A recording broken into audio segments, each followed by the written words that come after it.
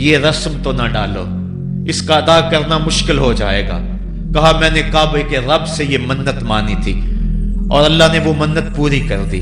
اب میں تو جب قرآن نکالا تو میرے اس فرزند کے نام قرآن نکل آیا، میں اس منت کو ہر صورت میں پورا کروں گا۔ لوگ اکٹھے ہو گئے، منت سماجت کر رہے ہیں، لیکن حضرت سیدنا عبد المطلب ہر صورت میں اپنی اس منت کو پورا کرنے کے لیے مصر ہیں۔ پھر کہا کہ حجاز کی حرافہ اس کے پاس چلتے ہیں اور جا کے اس کے سامنے یہ مسئلہ رکھتے ہیں۔ بعض نے لکھا کہ حجر کی کہنا کے پاس جاتے ہیں۔ با اختلاف روایات وہ حجاز کی حرافہ کے پاس پہنچے، جب اس کا پتہ کیا تو وہ خیبر میں تھی، تو اس کے پاس سارے سردار اکٹھے ہو کے گئے کہ اس طرح ہمارے سردار نے منت مانی تھی، تو اب وہ بیٹے کو ذبح کرنے کے لیے تیار ہے، تو تم بتاؤ کس کے بارے میں ہمیں کیا کرنا چاہیے۔ اس نے کہا کل آنا، میرا تابعی آئے گا تو میں اسے پوچھوں گی، جو مجھے کہے گا میں تمہیں بتا دوں گی۔ اگلے دن یہ سردار پھر اس حرافہ کے پاس پہنچے۔ اس نے کہا کہ میرا تابعی آیا تھا، پہلے تم یہ بتاؤ کہ تمہارے ہاں کسی شخص کی دیت کتنی ہے، جو شخص مقتول ہو اس کی دیت قاتل کتنی دیتا ہے۔ انہوں نے کہا 10 اونٹ۔ کہا جاؤ پھر ایک طرف 10 اونٹ رکھو اور ایک طرف عبداللہ کا نام رکھو اور قرعہ ڈالو، اگر 10 اونٹوں کی طرف قرعہ نکل آیا تو 10 اونٹ ذبح کر دینا، اور اگر عبداللہ کی طرف نام نکل آیا پھر دوبارہ 10 اونٹ ادھر اور رکھنا، 20 رکھنا، اور اس طرح اونٹ 10 بڑھاتے جانا۔ جب قرعہ عبداللہ کے نام سے ہٹ کر اونٹوں کی طرف نکلا تو پھر اتنے اونٹ ذبح کر دینا۔ میرے تابعی نے یہی حل بتایا ہے۔ کہا ٹھیک، آئے اور آ کے ساری بات سنائی۔ 10 اونٹ ایک سمت رکھے گئے اور حضرت عبداللہ کا نام ایک سمت رکھا گیا۔ جب قرعہ نکالا تو حضرت عبداللہ کے نام نکلا۔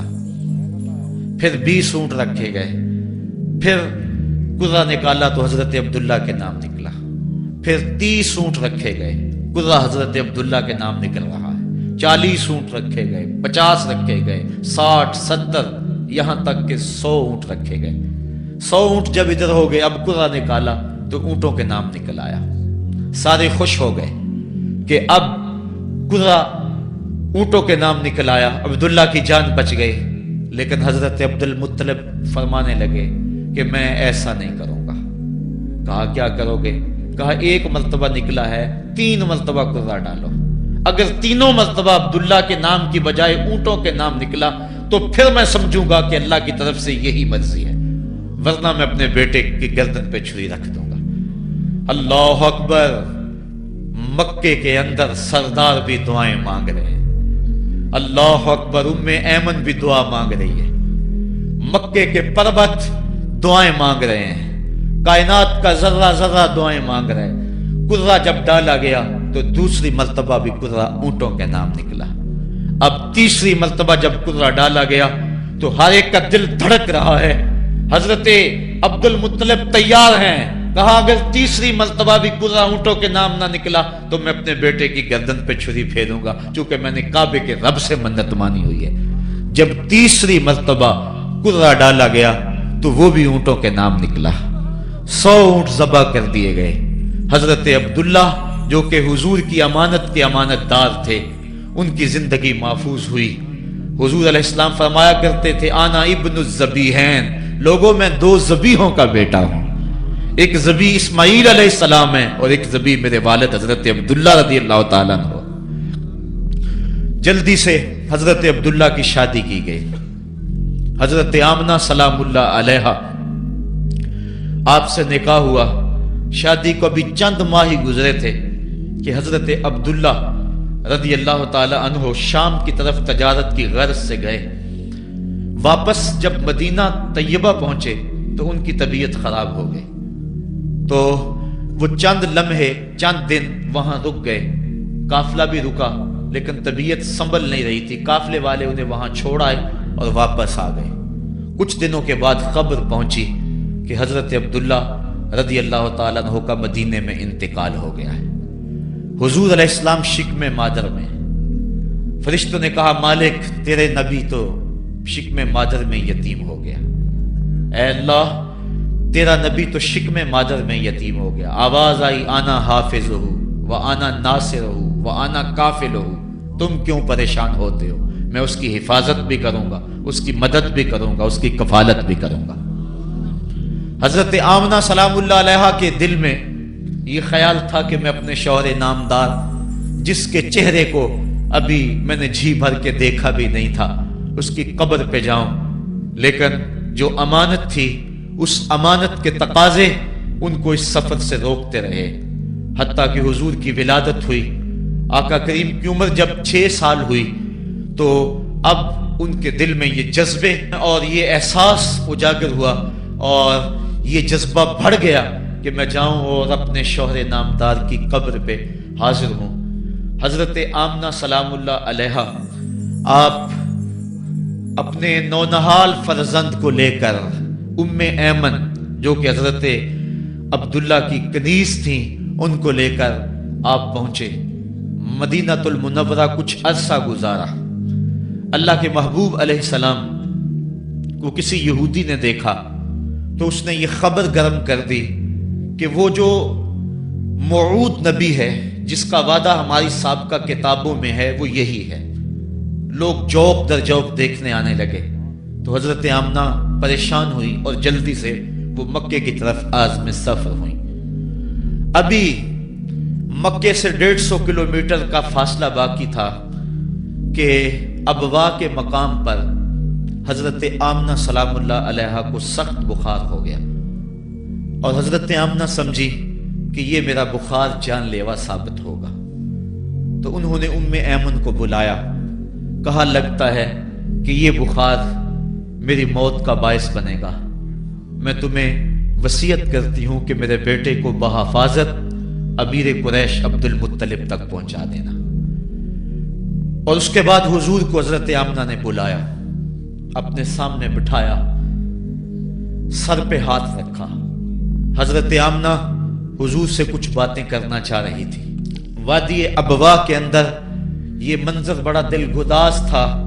حضرت آمنہ نے اب حضور کے سر پہ ہاتھ رکھا اور روتے ہوئے کہا، آنکھیں چھلکنے لگی، کہا بیٹا ہر نئی چیز نے پرانی ہو جانا ہے اور ہر باقی نے فنا ہو جانا ہے، میں بھی جا رہی ہوں، وذکر باک و ولد تو تہرا، لیکن سنو میرا ذکر نہیں مٹے گا، میں تیرے جیسا پاکیزہ بیٹا چھوڑ کے جا رہی ہوں۔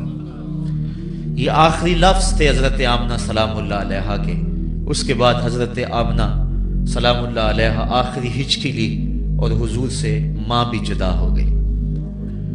آقا کریم علیہ السلام نے اپنی والدہ کو وہاں دفن کیا ام ایمن کے ساتھ مل کے، جیسے بھی ہو سکا۔ وہ کیا کسی نے کہا تھا تجھے کن پھولوں سے ہم کفن دیں، تو جدا ہی ایسے موسموں میں ہوا جب درختوں کے ہاتھ پھولوں سے خالی تھے۔ آقا کریم کی آنکھیں چھم چھم برس رہی ہیں۔ حضرت ام ایمن حضور کو اپنے ساتھ چمٹا لیا اور مکہ المکرمہ پہنچ کے حضور کے دادا کے سپرد کیا۔ 2 سال تک وہ حضور علیہ السلام کو اپنی کفالت میں انہوں نے رکھا۔ کعبۃ اللہ کے سائے میں ان کی مسند بچتی تھی، اور ان کے بیٹوں میں سے اور قوم کے کسی فرد کو یہ ہمت نہیں ہوتی تھی کہ اس مسند کے اوپر بیٹھے، دور ہٹ کے بیٹھتے تھے، لیکن حضور جب آتے تو اس مسند کے اوپر چڑھ کے بیٹھ جاتے۔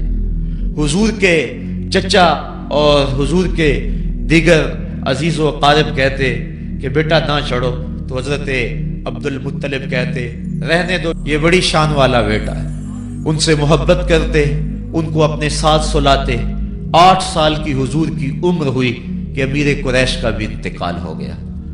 ابن حشام نے لکھا ہے کہ جب امیر قریش کا انتقال ہوا تو سوگ میں مکے کے بازار بند ہو گئے، پورا شہر جنازے میں امٹ آیا، لیکن 8 سال کا بچہ تھا، بلک بلک کے رو رہا تھا۔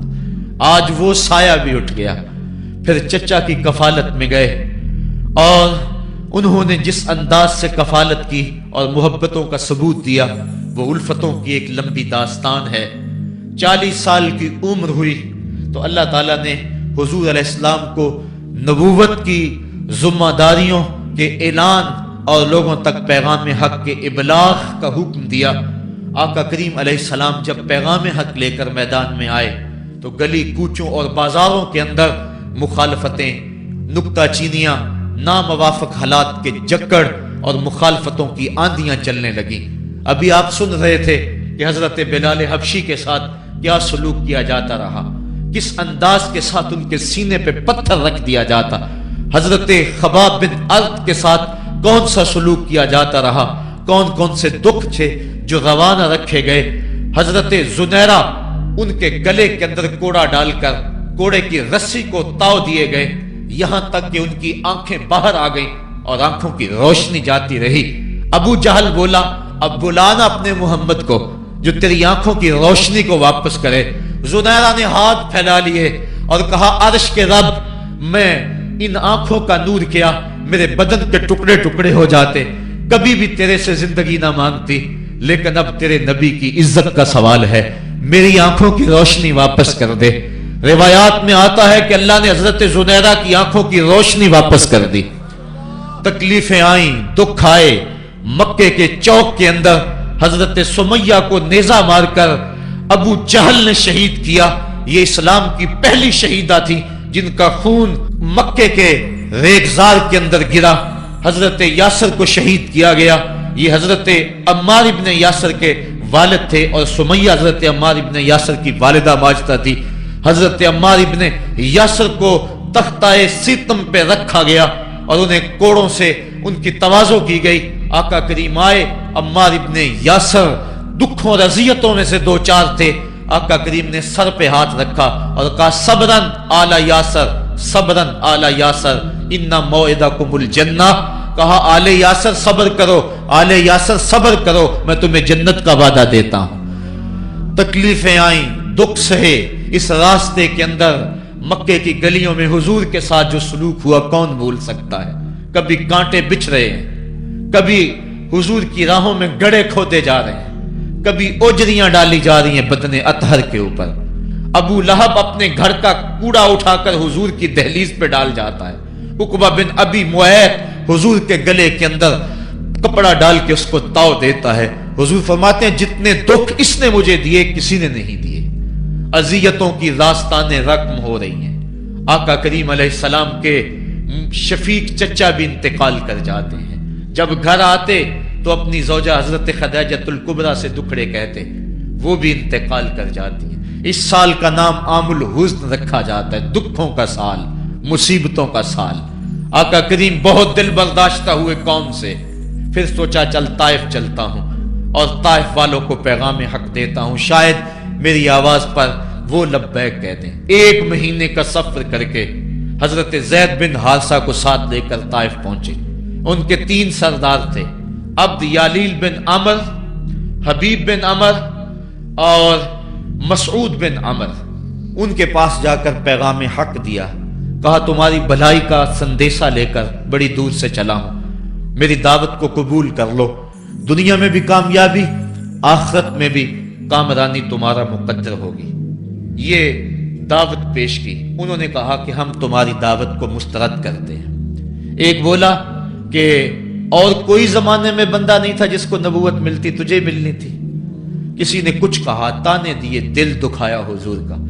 آقا کریم نے فرمایا اس فعلتم ما فعلتم فاکتموا علیہ، تم نے جو مجھ سے کہا سو کہا، تم نے جو میرے ساتھ سلوک کیا وہ تمہاری مرضی، اتنا میرے سے وعدہ کرو کہ یہ بات کہ میں تمہارے پاس آیا ہوں دعوت دین دینے کے لیے، تمہیں پیغام حق دینے کے لیے، اس کو پوشیدہ رکھو گے، مخفی رکھو گے، تاکہ مکے والے میرے دشمن ہیں، اور جب انہیں پتا چلا کہ طائف گئے ہیں تو وہ طائف والوں نے بھی دعوت قبول نہیں کی تو وہ تمسخر کریں گے، مجھے نشانہ تدہیق بنائیں گے، لہذا جو کہا سو کہا، اپنے اندر اس بات کو راز رکھو۔ انہوں نے کہا کہ ہم کیوں راز رکھتے پھریں، انہوں نے افشا کیا، بلکہ اوباشوں کے ہاتھوں میں پتھر دیے۔